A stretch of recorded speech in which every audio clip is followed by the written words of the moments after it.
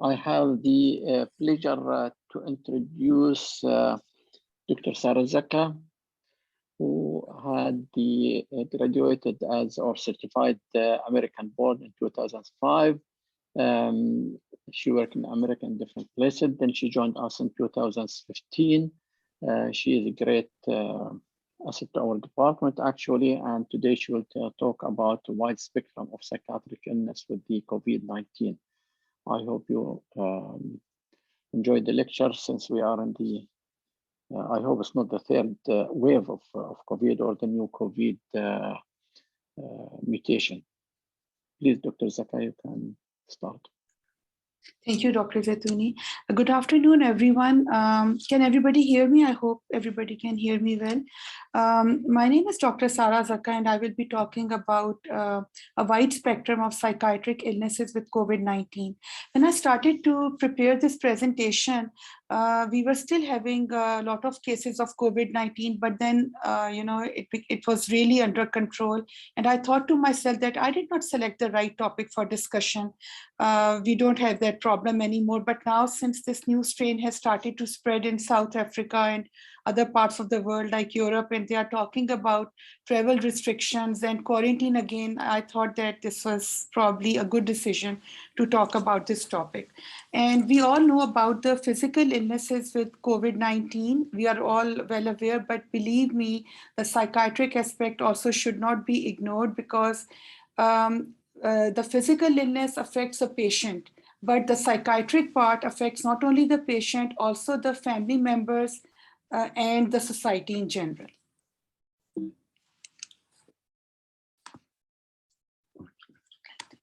Okay, so I want to first start about the clinical features of COVID-19. Now, it's important to remember that COVID-19 symptoms may not always rise to the level of a full-blown psychiatric illness, but many times it does. So the main clinical features are anxiety, memory impairment, panic disorder, depression, confusion, insomnia, distress, which includes depression, hopelessness, nervousness, altered consciousness, impaired concentration, encephalopathy. I was really surprised. It is 41%. It's very common.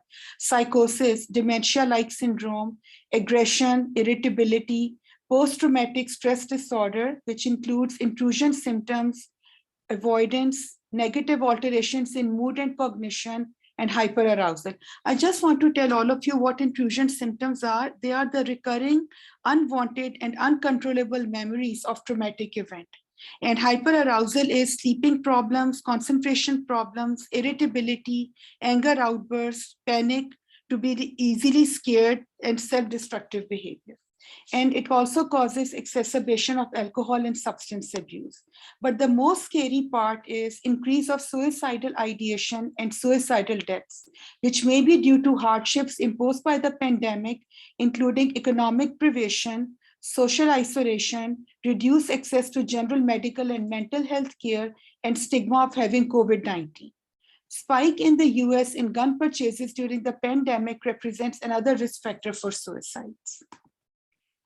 A study was done in France during the COVID-19 lockdown among the university students, and it is very concerning that they found that anxiety was seen in 27.5% students. There was high level of perceived stress, 24.7%, severe depression, 16.1%, severe distress, 22.4%, and suicidal thoughts in 11.4%. Patients who are acutely ill with COVID-19, there is a risk of neuropsychiatric symptoms and disorders consistent with delirium in 20 to 40%. As we all know, delirium is when you are totally confused, you don't know what you are doing, and it is very commonly seen in the hospitalized patients. Then 20 to 25% patients feel they are coping poorly with the disease and they are deteriorating. In hospitalized patients, there is anxiety, confusion, depression, insomnia, impaired attention, concentration, and memory problem. Each has been seen in 20 to 40% of the patients. Some of these symptoms are consistent with there's also PTSD, which is post-traumatic stress disorder. There are intrusion symptoms, avoidance, negative alterations in mood and cognition, and hyperarousal. As per a survey of home quarantined college students, post-traumatic stress disorder was present in 3%, and there was also hopelessness. Now, patients who already have psychiatric illness, what happens in those? In patients with schizophrenia, there might be psychotic relapse, there might be delusion. For example, patient might think that the staff is trying to infect me. More likely, they are going to smoke and they are going to suffer from chronic illnesses that put them for poorer health outcomes since once they are infected. There are psychotic symptoms, there is cognitive deficit, there is disorganized thinking and behavior, there is poor insight, and there is marginalized social status like homelessness and congregate living, which may impair ability to follow public infection control measures. Increased risk of infection is due to difficulties adhering to frequent hand washing, physical distancing, poor insight, and difficulty understanding the risk of infection. Patients had concerns about potential effects of pandemic upon their mental health, such as worsening of their illness in 64%, inability to receive treatment in 39%, and running out of medication in 38%. If you all remember, when the COVID-19 was really we were having a bad situation, the doctor's offices even closed. It was very difficult to get in touch with your physicians to get prescriptions, even for life-threatening infections. In some parts of the world, people had no access to medical care. And then there is substantial side effects of pandemic on patients with eating disorders. A study done in Australia in April 2020 included 88 individuals with anorexia nervosa. Moderate to severe levels of anxiety, depression, and stress were seen in 60%, and there was increased restriction of food intake seen in 66% patients. Now, the mood disorders, they increase the risk for severe COVID-19. As per CDC, people with certain mental health conditions could have higher risk of a more severe COVID-19, which could lead to a need for hospitalization, ICU admission, or even death. CDC says that anyone at higher risk for severe COVID-19 should work with their healthcare providers to carefully manage their condition. Also, they should get vaccinated for COVID-19 as soon as possible, and boosters should be taken if and when recommended.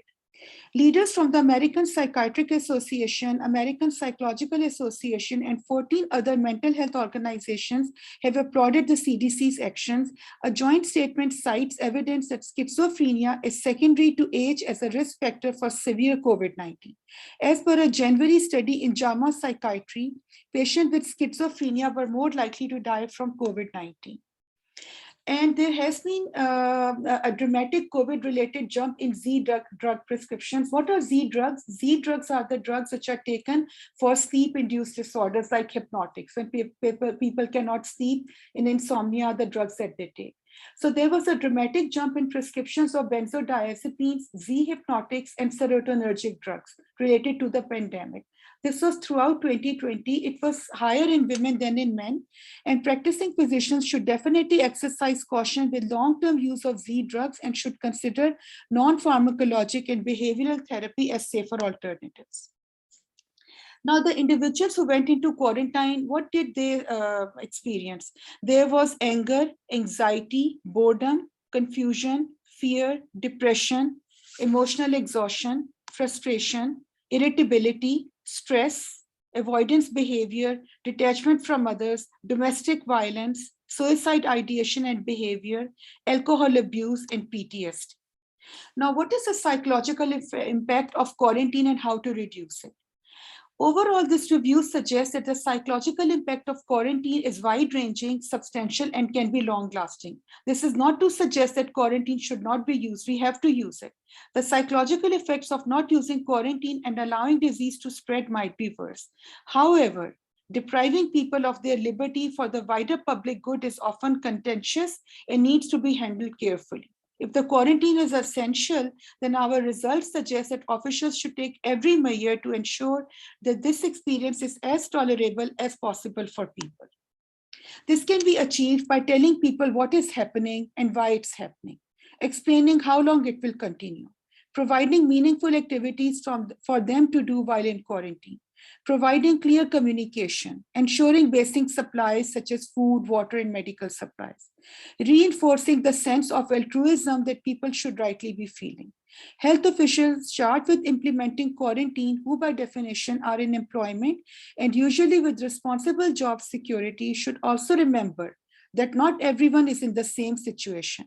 If the quarantine experience is negative, the results of this review suggest that there can be long-term consequences that affect not just the people who were quarantined, but also the healthcare system that administered the quarantine and the politicians and the public health officials who mandated it. Now, what happens in children? A study was done in Chinese students grade 2 to 6 through an online self-report survey in kids who were home quarantined for an average of 34 days. And they had anxiety and depression in 20%, and 2/3 were worried about getting infected. In times of stress, it is not uncommon for children to seek more of your attention. What you can do with the kids? Maintain familiar routines as much as possible. Discuss COVID-19 with your children in an honest way using age-appropriate language. Support your children with at-home learning and make sure the time is set aside for play. Help children find positive ways to express feelings such as fear and sadness. Help children stay in contact with friends and family members through telephone and online channels. Make sure that your children have time away from screens every day and spend time doing offline activities together. Now, people who are older, immunocompromised, and patients with chronic diseases, they also suffer from anxiety, depression, worry, and physical distancing causes loneliness in elderly, especially the ones living alone. But digital technology can be used as a bridge for social connections. This is a study which was done in the mothers who experienced clinically significant depression or anxiety during the COVID-19 pandemic. 35% suffered from depression and 31% suffered from anxiety. Being a mother, I can really tell you it was not easy, when the schools were closed because of the COVID-19, especially when you are a working mother and the child is at home and is frustrated. And when you get home from work, the child wants all the attention and wants something to be done about it. So it was definitely not easy for the mothers. Now, what about the healthcare workers? Psychiatric symptoms and disorders are more likely in healthcare workers who are at relatively high risk of exposure. Acute infection and hospitalization during previous coronavirus infection was associated with wide range of neuropsychiatric symptoms. Healthcare workers may also experience positive psychological outcomes as a result of their efforts during the pandemic. An online survey of clinicians at a medical center in New York City during April 2020 found an increased sense of purpose and meaning occurred in more than 60%, and nearly 50% remained optimistic. Now, for clinicians, they saw there was anxiety in almost 20%, depression 15 to 25%, almost same rate. Insomnia 8%, and distress was seen in 35 to 49%. An online survey of Canadian healthcare workers showed that up to 47% healthcare workers needed psychological support. This is the scary part, like the psychiatric problems can even start after recovery, even though the patient did not show any issues with psychiatric illness during the illness, but after recovery, they can suffer from it. A new study from Oxford reveals that 1 out of 3 COVID-19 survivors were diagnosed with a psychiatric or neurologic condition within 6 months of being infected. Psychiatric aspect was more prevalent than neurologic features. There was anxiety, mood disorders like depression, substance abuse, post-traumatic stress disorder, and insomnia. 20% patients who recovered were diagnosed with mental illness within 3 months. This study was done on health records of more than 23,000 patients who had confirmed COVID-19 in USA. Dr. Paul Harrison was the lead author. So this is, the same thing which I talked about. Now, how COVID-19 affects the brain? Nobody is exactly sure, but a study in New England Journal of Medicine examined brain tissue from people who died of COVID-19, and they noticed a combination of inflammation and leaking vessels in the brain. It was discovered that there was a 44% greater risk of neurological and psychiatric disorders than after influenza, and 16% greater risk than with other respiratory infections. Biological and psychosocial factors are in play. They affect the CNS functions.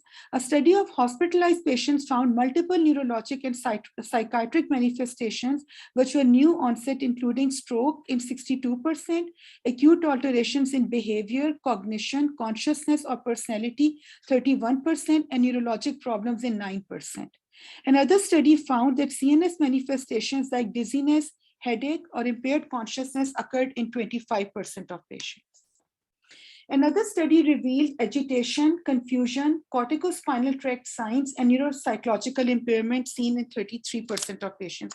What are corticospinal tract signs? These are a combination of axons that carry movement-related information from the cerebral cortex to the spinal cord. And when there is a disease with the corticospinal tract, we have seen patients suffer from spasticity, colonus, and hyperreflexia.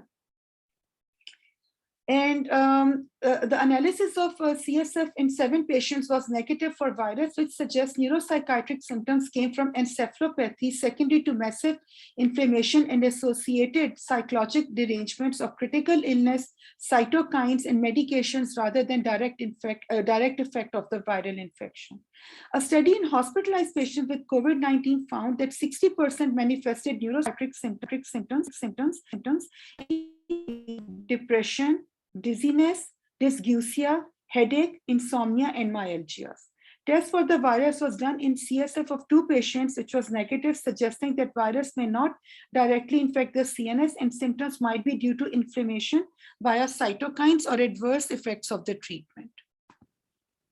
A study in hospitalized patients with COVID-19 found that 60% manifested neuropsychiatric symptoms, including anxiety, delirium, depression, dizziness, dysgeusia, headache, insomnia, and I'm sorry, I think this slide got, sorry, I did not change the slide, 1 second. Okay, the immunologic findings are that there is elevated CRP, elevated pro-inflammatory cytokines like interleukin-6, and decreased lymphocytes. Now, what are the psychosocial factors? The frequency and extent of exposure to infected individuals is very important. Difficulties adhering to frequent hand washing and physical distancing, as well as poor insight and problems understanding the risk of infection. Fear of infecting family members. Lack of access to testing and medical care. Physical distancing, home confinement, quarantining, and loneliness. Inconsistent messages and directives regarding public health measures such as wearing masks. If you remember when this COVID-19 started, a lot of statements were coming, like they would say one thing, then they would negate the statement. So it was creating a lot of confusion. Also, increased workload, economic hardships and insecurity, shortages of available resources like food, papered products, PPE, diminished personal freedom, and continuous media reporting and uncertainty surrounding its eventual outcome. Why the coronavirus is triggering mental health issues? There is despair, there is increased health anxiety, there is fear for loved ones, decreased financial security. How many people lost their jobs during Corona? Then mindset switch from living to survival. When the Corona the infection was in full bloom, everybody was worried that will we survive or not, especially when we were hearing of deaths, all the time. Triggers feelings of hopelessness, decreased job security, promotes social withdrawal, loneliness. And quarantine makes it more difficult to distract oneself from existing mental health issues. The COVID-19 pandemic has had a large and uneven effect on global mental health. So, this green stands for the depression, blue stands for anxiety. So you can see that depression was 53.2 million cases and depression and the anxiety was 76.2 million.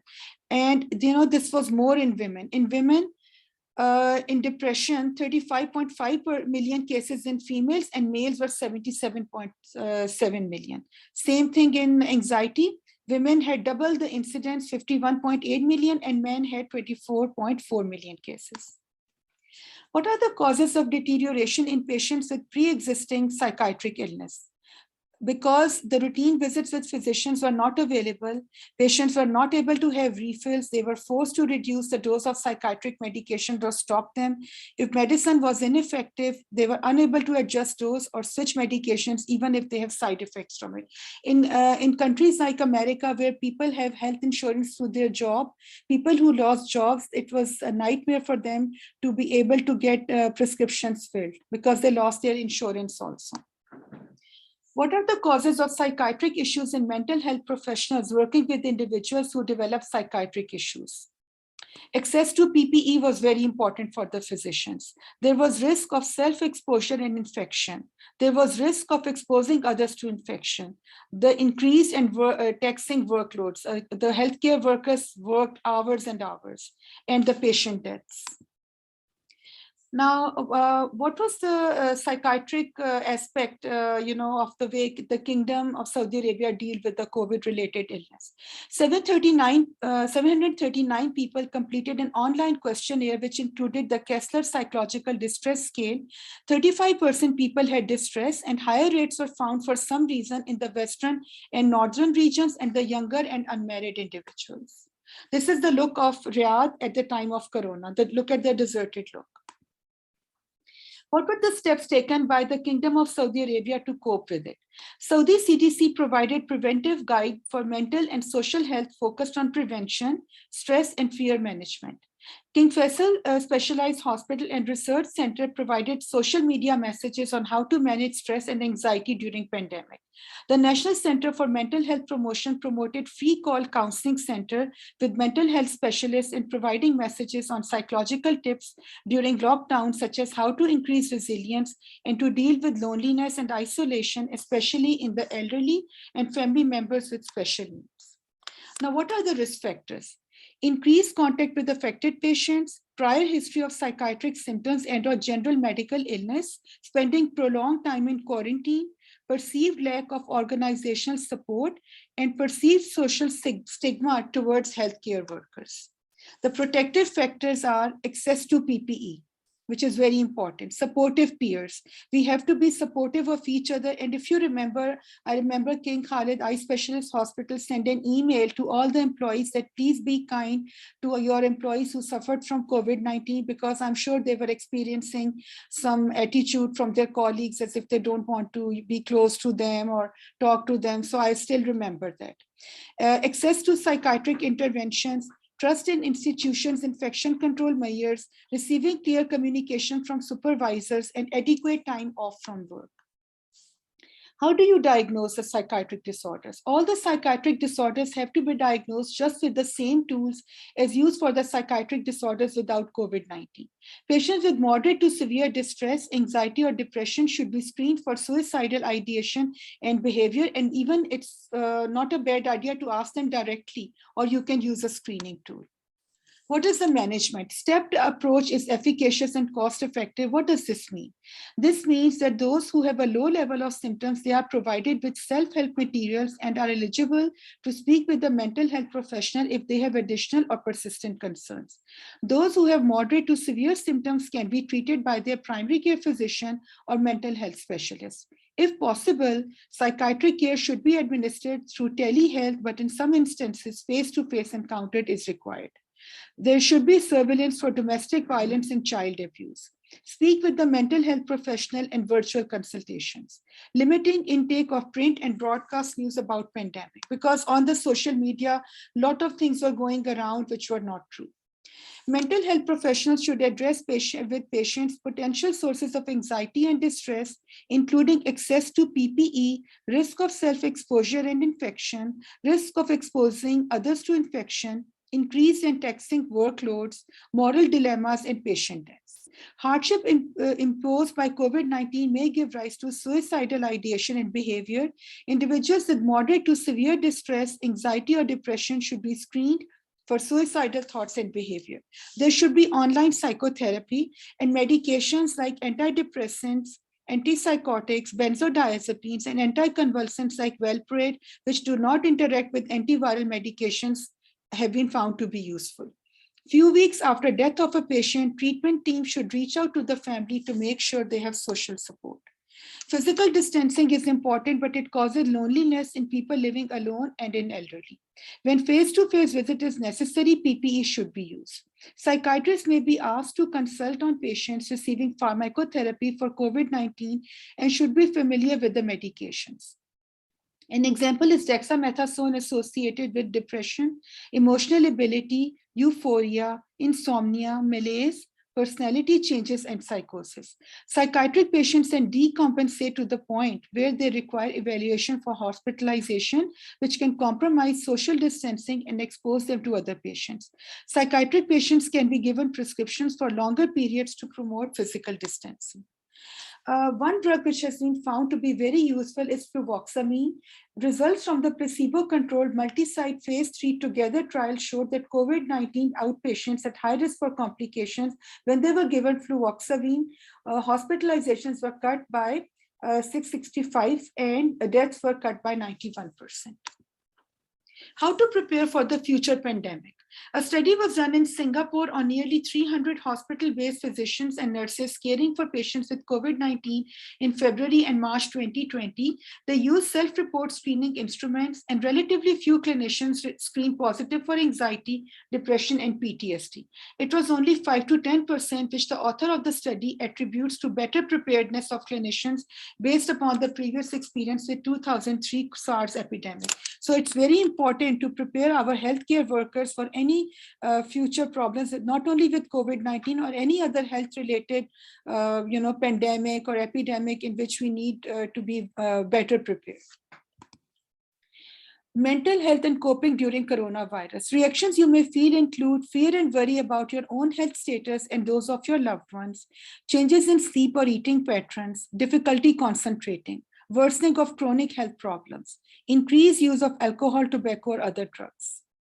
Things you can do to support yourself: you can avoid excessive exposure to media coverage of corona, take care of your body, take deep breaths, stretch or meditate, try to eat healthy, well-balanced meals, exercise regularly, get plenty of sleep, and avoid alcohol and drugs.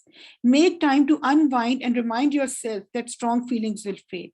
Connect with others and share your concerns, how you are feeling with friends or family members. It's very important to discuss your feelings with others. Maintain healthy, realistic lifestyle. Maintain a sense of hope and positive thinking. And take care of your well-being by connecting well with people. Decide on your routine. Try to keep active. Keep your mind stimulated. Take care with the news and information, and find ways to relax and be creative. The 4 top tips for looking after your mental health is: maintain a healthy lifestyle, be creative. Any hobby you want to do, just do that. Be kind to yourself and learn how to deal with your emotions and keep your spirits up.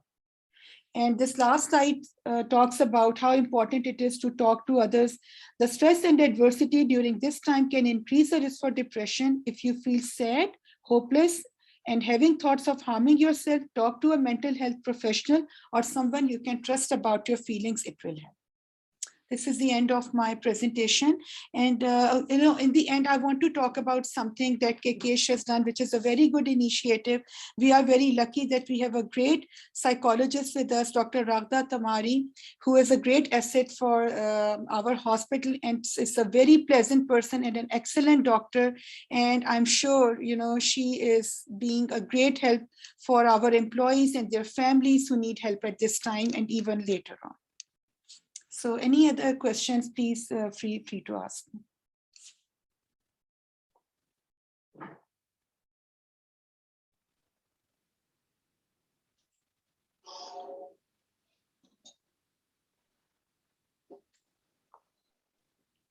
Thank you very much, Dr. Zaka, for this very interesting topic, very important topic.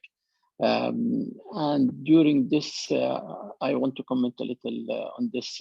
During the beginning of the COVID, really, we at one stage we had really big amount of our employee who were isolated in the flats or in their villas, and they were supportive, like Dr. Zaka said, with the 3 times calls from the EH department with full support. They have mobile numbers of the consultant medicine and EH to contact them at any time, and it's really helped. We didn't really face, except with 1 or 2 patients out, 2% even out of 200 plus who were isolated over the few months during the beginning of the COVID. And at the moment, thanks God, we don't have any employee from our employee for the last few weeks. I can't say they got COVID. This is with the good plan of the Saudi Arabia vaccinating everybody. And we pray to God to be protected from the new mutation of Omicron of the corona. And as Dr. Zaka mentioned, we have Dr. Raghda Tamar. She has doctorate in the psychology. She, with his support, His Excellency Dr. Rajhi, she was appointed with us to help the employee and their dependent in case they need any psychological support. And I think really because of the support KKH gave to its patients and the employees and the families, people were able to return back healthy with full spirits. And I think definitely the way KKH helped the employees, it was a big favor and big support to the hospital.